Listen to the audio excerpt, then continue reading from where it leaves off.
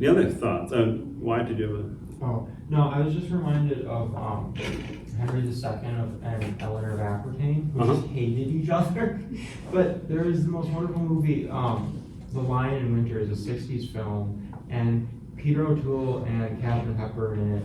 And they were just the most dysfunctional family, the Plantagenets, and it was just wonderful. But it reminds me really because you have this like really strong female character, and she's ultimately locked up by Henry II because, so there's this really like historical just, as soon as you do get women who do show some like leadership skills and stuff, it's just always, lock them away, make sure they don't, because she did cause quite a lot of trouble for Henry II, which is... Well, she caused quite a lot of trouble for her first husband, too. Yeah, that's true. So, there's like that just theme going back as far as time immemorial, basically. Y'all aware of Eleanor of Aquitaine? No. Oh, she was the daughter of the Duke of Aquitaine, which was a huge duchy in southern France in the 1100s. And she was married to the King of France, Louis the Ninth, maybe? Don't quote me on the number. And he went on crusade and took her along, and she supposedly slept with all the knights in Jerusalem. And then they got their marriage annulled, and she married Henry II of England. And so she was married to the King of France, and then she was married to the King of England. But because she was the only child of the Duke of Aquitaine, she transferred all this land. By marrying the King of England, she transferred all this land to the King of England. Her son, she had two sons, Richard the Lionhearted and John. Yeah. John doesn't get on her. Wait, he's the only John. He's the only John. England passed a law after him that no royal family could name a son John because they did not want another King John. He was that bad. He's the guy who signed the Magna Carta because he gave up all their power. Yes. Well, he had to do that because he got a long story. He had a nephew named Arthur that he wound up murdering, and then he tried to sleep with all his nobles' wives, and if they turned him down, like one noble's wife and child, he locked him in a castle and starved him to death. Dang! He was like that the guy. Stuff they write stories about. And if you've ever seen the whole Robin Hood thing, he's King John. Oh, okay. Yeah. So really put his name in history. Yes. So anyway, Eleanor of Aquitaine was one of the only people we know who was queen of two different countries. Good for her. That's cool. What a power move. Any other thoughts on Since You Went Away? Listen. I don't know if that was Since You Went Away, but it was the thing about marriage and it's like, men are the only ones who can actually find love outside marriage, because if women do it, that's called adultery, and then it's punishable by all means of different torments at different times in history. Yeah, David Hume actually wrote about that in the Enlightenment. He said that he thought the reason for that was because men are fundamentally insecure and they don't want to raise anybody else's children, so they want to control their wives because they don't know the child is theirs. But it doesn't matter if a husband goes off and has children with another woman and disowns them, that's fine. Right. Hit that shit on the head. And Hume said it was ultimately about property, that you don't want to pass property to a kid who's not yours. And so, I don't know if Hume's right, but Hume said it. I think so far Since You Went Away is very interesting because I feel like it's a vision of femininity at this point that is just so heavily filtered through like visions of masculinity and the war. But I don't know, it's just neat. Like, I don't know, it's like, oh, this is how all the men saw this. Mm-hmm. Well, yeah. I don't think so. Why? No, it's just your statement about how, like, during the 19th century, like, all of a sudden there was a switch to, like, now we need to find, or marriage is now for love. It's just, it reminds me a great deal of, like, Queen Victoria and Prince Albert, because they were quite famously first cousins, which was also nice, but very, very much in love with each other. And then, obviously, when he died, she was just inconsolable for the rest of her life. But I think that must have also played on, like, the national consciousness of basically this kind of hysterical woman, but who's also head of state, head of an empire. And so there's like this parallel here of like, there's a woman in power, but then, and there's this regime with love and marriage, but then she's also acting what would be considered kind of hysterical. So that must have played on, especially during the First World War, which was not long after her reign, sort of like just the gender stereotypes for, I presume mostly for Britain, but Yeah, I mean, she definitely was. I mean, they call her reign even the Victorian era in France. So, any other thoughts about, since you went away? Any guesses on what happens? He comes back. Well, I'm guessing she gets a job. I'm guessing he comes back briefly for his leave, because she said at the beginning he's gonna get leave before he's shipped off to like foreign places. He'll come back after that. They'll kick all the Ben who shouldn't be in the house out. She'll get a job, and then they'll do that. And then, but by the end of the movie, he'll have survived the war. I'm assuming. Okay. Either the dog establishes dominance and And then the movie gets good. yeah, and the colonel backs off, or they become best friends. I don't know how this is going to go. Okay. I don't want this to happen, but I feel like the older daughter is going to get involved with a much older officer, maybe even Tony. No, I think Or she's gonna perhaps end up Bill. with Bill. I think Bill is a potential. Yeah. Oh, the younger guy? Yeah. Yeah. Right, the There. poor. There's gonna be an American flag somewhere at the end. That's a possibility. Maybe you're even taps playing in the background. I How think not taps? I think the dog's gonna die. No! Don't even speak that. This This star in the window, I thought that usually meant that somebody had already died. No, if it's a gold star, they've died. If it's a Oh, blue okay. star, they're serving. Okay. So yeah, they have one person serving. That I think it was first a pan black through the star. house was, I mean, that was, you were supposed to Yes. read that. Everything was, Tell oh, them they who have the somebody family serving in the was. military. Oh, they're married. Oh, they're, and they have kids. And oh, I mean, It's all, a good suburban family. It's yeah, like, yeah. They were trying to set up a whole lot of It's that like an first upper middle scene. class house, but it's still homey. They love each other. They have like Oh, connection. yeah, kind of. If they reunite right at the end, they will kiss in front of an American flag. Is my call. All right. Are they allowed to? Are they allowed to kiss on the mouth? Are they Yes. allowed to mouth kiss? Yes, although it can't be lascivious. No, it's Okay. Chaste, very It's chaste. like pet. the Just a Let's Kiss final stuff from all the Disney movies that were still in code. Chaste pets. Yes, you can kiss, but There was no like tongue. an era on I think was it Disney Channel or Nickelodeon where like the characters couldn't kiss on camera. It was always just like suggested that they might have kissed. That sounds like Disney Channel I think it was Disney Channel. because it was live action. Yeah. All right. Any other thoughts? Any other predictions? There's a lot of movie left. All right. I think Tony's gonna die. No. Tony's gonna die. I think that's a possibility. I But don't. I think less people will die in this film than in any other of the films we've seen, even just don't off camera. I think that Tony's gonna die, but I kind of want him to. I think the war perhaps will have a slightly lower stakes in the propaganda film, like lower death toll or feelings than in the propaganda film than in the like looking back at it films. It's like, I don't think anybody can die because it's supposed to be like this is all great all the time. Support the war effort, buy war bonds, and that really so. Yeah. Buy war bonds. That was so Advertising funny. That war was so bonds. funny. The colonel's gonna become best friends with Shirley's character. Like he's going to warm up and become and shed the cold masculinity and adopt a warm masculinity and act like grandpa, and it'll be lovely. Did you all notice when the colonel was on his hands and knees and they announced that Bill had showed up? His first expression was joy, Yeah. and then he's like, "No, I have to be hard and serious to Yes. be.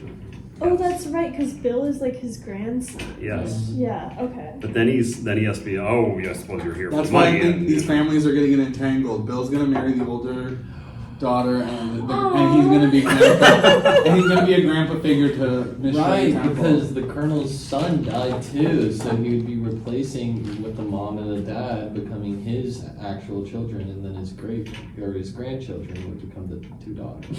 He's gonna say to Shirley Temple, like, you're the granddaughter I never had or something. Yeah. Well, we'll find out. No! Any thoughts on the Goldstein reading? It was, I mean, it hit a lot of themes we'd already talked about, as war is about, rape is a key part of war and et cetera. But any thoughts on Is rape a war crime officially? it? Yes. Is it punished? Are war crimes generally punished all that much? I mean, the ironic thing is that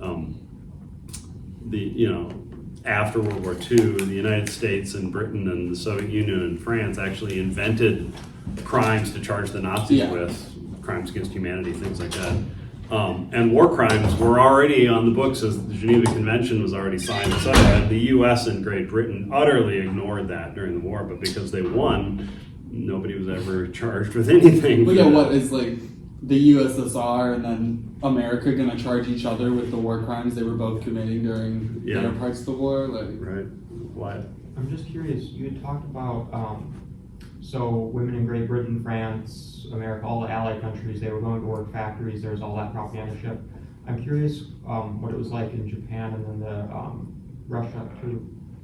Russia totally mobilized women. I mean, Russia had a long history of seeing, they didn't buy the whole patriarchal, I mean, they had some weird patriarchy, but they saw women's places in the factory. Everybody's a worker. Everybody's a worker. That's the communism. That's communism. Yeah, so they totally mobilized women in the workforce. And in fact, I don't talk about it much, but the Soviets, I mean, Goldstein mentions the Soviets were one of the only countries in the history of the world that intentionally mobilized women for combat roles. There were female snipers in World War II, that was some of whom were highly decorated as being awesome snipers. And there was a female combat air squadron that the Germans called the Nachthexen, or the Night Witches, because they ran. What a hard name to be, the Night Witches. Yeah. But they were effective as ground support air squadron. They shelled ground troops and etc. But reflection of the patriarchy, didn't they give the Night Witches biplanes in World War II? I am not sure about that. Well, I know they only flew at night, so they were probably obsolete planes. But yeah. I'm flying biplanes. As far as Japan, I'm not familiar with it, but I cannot imagine, given everything else I know about Japanese culture, that they mobilize women in a significant way. Now, there were working class women working in jobs in Japan, but I can't see them intentionally mobilizing women as workers. But I just don't know. So it's possible. It's possible. I just my guess is no. But That sounds right. I mean, also, authoritarian governments tend to see patriarchy as a key part of authoritarian social structures, so they tend not to want to do anything that enforces equality. It's a good way to keep a hierarchy. Yeah, exactly. Alive and well. If you want to keep your hierarchy, you want to keep all hierarchy. Anybody questioning hierarchy is dangerous if you're trying to maintain a hierarchy. So, Interesting. any other thoughts on that? All right, I have a bit of a lecture. I don't know if the lecture might get on here early today, but Well, watch as much of the film as possible. I want to talk about it's a larger point, which is kind of a weird point, but I want to talk about the fact that everything we've been saying about gender and masculinity can be taken in a certain way as a metaphor for what war did to Western civilization as a whole. And this is a weird idea, but bear with me.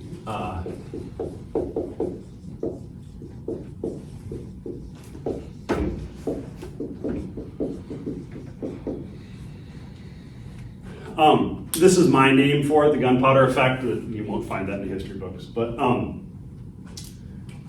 basically, if you look at the invention of gunpowder, set off a process, a transformation in warfare that took several centuries. I mean, the first cannons were deployed in the late 1300s, early 1400s in Europe.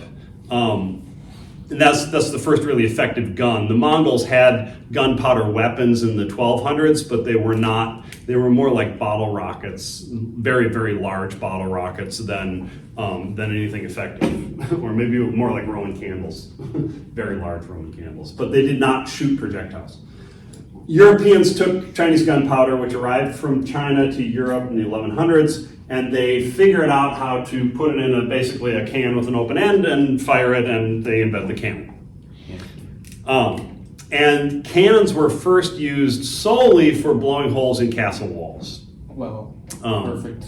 Yeah, they were perfect for that. But in 1453, one of the last battles of the 100 Years' War, the French and the English were fighting, and the French were besieging an English castle, and the English came up behind the French with a relief force, and the French realized they could turn the cannons around and not fire at the castle wall, but to fire right into the English.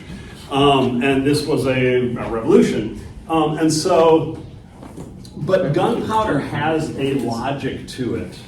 Gunpowder has a series of effects, because by the 1400s, 1500s, you have handheld gunpowder weapons.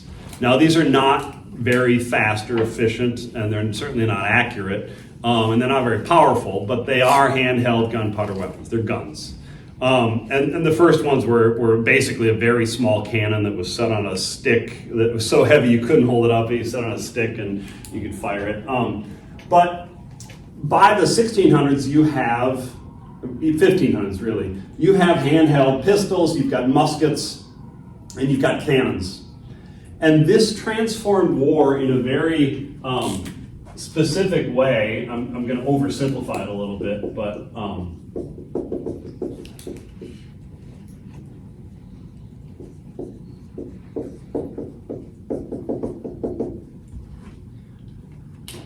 if you look at war in the Middle Ages, every army up until the Middle Ages essentially, generally, had a core of highly trained soldiers. Think of the medieval armored mounted knight. And the mounted knight is a really good example of this. If you think about a mounted knight, he's got to know how to ride a horse. He's got to have a lifetime of learning how to ride a horse, because you've got to be able to ride a horse really well to ride it in battle. Right? The horse doesn't want to be. The horse is prone to panicking. You've got to make the horse do things it doesn't want to do. You've really got to know how to ride a horse. Then you've got a guy who has to know how to fight with a sword, with a lance, etc. And so medieval knights essentially had to spend a lifetime learning how to be knights, how to fight. Right? So medieval knights. You had to basically train them from the time they were boys, puberty up until adulthood. And so the main thing about that is each soldier was highly skilled and took a long time to train, a lifetime to train, or at least a decade to train, I'll put it that way. Then you've got the horse, right? The horse, medieval horses are basically Budweiser Clydesdales. They were called chargers or destriers. These are horses that are 6 feet tall up the shoulder. They're like 1,300 pounds of horse. These are think of the biggest horses you've seen. These are the horses. They were riding horseback on? Yeah. Oh Yeah. God, that must be uncomfortable. And then if you get 400 or 500 of those horses, 1,300 pounds each, with a knight in armor on the back, and then you put armor on the horse, which they did, and you get them going. It takes a long time to get them going because those are not fast horses, and with all that armor and knight, etc., it takes them a while to get going. But once you get them going, there's nothing that's going to stop them, right? I mean, you're talking about just sort of a wall of horse flesh coming down on you. So horses, but the horses were really expensive. Yeah. You had to breed them right. You had to train them correctly so they wouldn't panic, so they would do what you were told them to do. And in fact, the horses were even trained so that, if they were running into a spear wall, the horses would run right into it. Even if it meant impaling themselves. So the horses took a whole lot of investment. But then the knight is wearing armor, and the armor is custom made. By the 1300s, you're talking full plate armor, which is articulated joints and plate covering everything, and it has to be custom made for that person's body. And if the person gains 10 pounds, you've got to make it again, right? And so that's fantastically expensive. We're talking hundreds and hundreds of hours of a trained blacksmith making armor. And then a sword is incredibly complicated metallurgy. You've got a sword, you heat it and you beat it out flat and you fold it in and you heat it again and do that hundreds of times to get it tempered the right way so that it doesn't break and it doesn't chip easily and it holds an edge, etc. In other words, a knight on horseback is an incredible investment, right? It's like a decade of horse breeding and knight training and then hundreds of hours of armor creation and training, etc. And so if you look at medieval army, and then, well, so that's the core. The core of every army is you've got this highly trained group of soldiers who have spent basically their whole lives doing it and you've invested a hell of a lot of money in. And then you would supplement that by hiring, some peasants or city people or whatever with some crossbows to be over on the sides. But those people were not considered to be, they were useful. You could fire a volley of crossbow bolts, etc. If somebody's charging at your position, the crossbowmen are pretty good if they don't turn and run, or if they're archers, etc. But they're not a major factor in the battle, usually. One exception to that is the English. By the late Middle Ages, they've come up with the longbow, which is this very big bow, and it shoots a long distance very powerfully. But even the longbow is so hard to draw that you have to spend a lifetime training on that before you can do it. And so even longbowmen, although they didn't wear armor and didn't ride horses, etc., longbowmen were considered highly trained and difficult to come up with. Exactly. I believe that on Sundays in English churches that they would have the peasants go out back and shoot to practice their longbow. Could be. I mean, I know that there was a countrywide system in England to train as many people as possible as longbowmen because it was cheaper than knights in armor, and the longbow had the amazing advantage of, at fairly close range, being able to go through plate armor. So it was. So if you're ever on like an archaeological dig or whatever, you dig somebody up, there's certain like rehabilitations that can form the bone structures of longbowmen and even like horsemen stuff, like with their hips and their arms and stuff. So you can identify medieval people, dead people, by just looking at how like their bones and stuff were formed, which I think is really interesting. Mm-hmm. Yeah, and they've actually, archaeologists have discovered skeletons from 2,000-3,000 years ago, and they're like, oh, this person rode the horse a lot because they're bow-legged and. Well, I mean, if you're riding those like 6 feet, 1,300-pound horses, that's bigger than the horses people are riding horseback. Oh, absolutely. People are not riding horseback on Clydesdales. Clydesdales Yeah. are only used to like pull carriages nowadays. Like, No, but because they were so. like that is like. That's if you're doing that consistently every day, that's going to be that's going to be bowing your legs out for sure. Oh, absolutely. Any other comments or questions? So if you look at medieval armies, they could vary in size. I mean, there were some pretty big armies in the pre-modern era. Sometimes you did get enormous armies. In China, it was not unheard of to have an army of 100,000 soldiers. But if you looked at the standard sort of medieval army, 5,000 knights and maybe 5,000, crossbowmen or support troops, etc. And so battles were not that huge, right? Maybe 8,000, maybe 10,000. And some battles you even got 20,000 people on each side. But that's it. And gunpowder changed the dynamic, because once you have handheld weapons like once you have cannons are great at blowing up horses, at stopping charges of knights, and cannonballs go right through plate armor. I don't know if you guys have ever seen this really famous piece of plate armor from the Battle of Waterloo. It's a breastplate. It's solid metal breastplate that was found on a guy after the Battle of Waterloo, and there's a perfectly round hole right here. He got hit by a cannonball about that big, and it just punched a hole right through, and I don't know what it did to him. I mean, well, I do. It probably took his arm off, but and killed him, I'm sure. But it's it's clear it didn't even have it didn't even like dent. It just went right through it, right? So a cannon is really destructive to knights, etc. But more important is that once you get handheld weapons, muskets and things, it doesn't take that long to train a peasant to use a musket, right? It's weeks instead of years, right? It's years to train a knight, it's weeks to train a peasant, and a peasant with a musket can kill a knight who just spent 10 years training and is on that expensive horse with that expensive armor, etc. And so once you start to get gunpowder weapons, people start to realize that warfare is no longer about quality. I mean, when you're in medieval warfare, having a small group of really well-equipped and trained knights can overwhelm much bigger forces.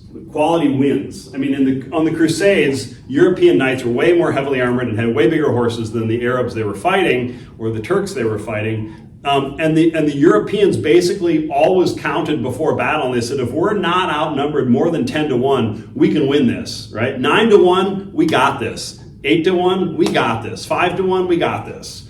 We just charge, right? Because they were superior. So it was quality over quantity. But now with gunpowder weapons, suddenly quantity matters, because one peasant with a musket can kill one knight, 100 peasants with muskets can kill 100 knights, et cetera, et cetera. And so basically there's a long, slow process from about 1500 to the present of armies getting bigger and bigger and bigger, because in part, gunpowder rewards quantity, and it doesn't take much training to add more soldiers with guns compared to adding soldiers who know how to sword fight and ride a horse, etc. And so it's easy to add peasants, and not super easy. I mean, you do have to train them and you do have to equip them, etc. But the thing so warfare is about quantity over quality. But the thing that's restraining that, the reason armies grew slowly, is that gunpowder armies require a whole lot of other stuff that knight horseback armies don't. If you've got 5,000 knights on horseback, each one of those knights has a squire or a page, or a squire and a page, who can go find food for them. So you got 5,000 guys, the squires and pages go out, they go 5 miles that way, 10 miles that way, they can find food and bring it back. So an army can basically feed itself, usually. Napoleon found out that wasn't always true, but if you've got an army of 100,000, They don't have squires and pages. they can't feed themselves, right? And if you've got knights bring their own armor. They have to have made the armor ahead of time because it's custom made for their bodies. They bring their own horses. They bring their own weapons. They show up, they're ready to fight, more or less. But a peasant needs a gun, needs ammunition, needs dry gunpowder, needs food, needs shelter, etc. And so gunpowder armies have this dynamic that they're easier to make bigger because it doesn't take a lot of training, but it does take a lot of money, right? And so what you see happen then is that gunpowder, adopted as a form of warfare, starts a dynamic of governments realizing that they need bigger armies filled with people who know how to fire guns. And so this leads to a whole series of new requirements for armies.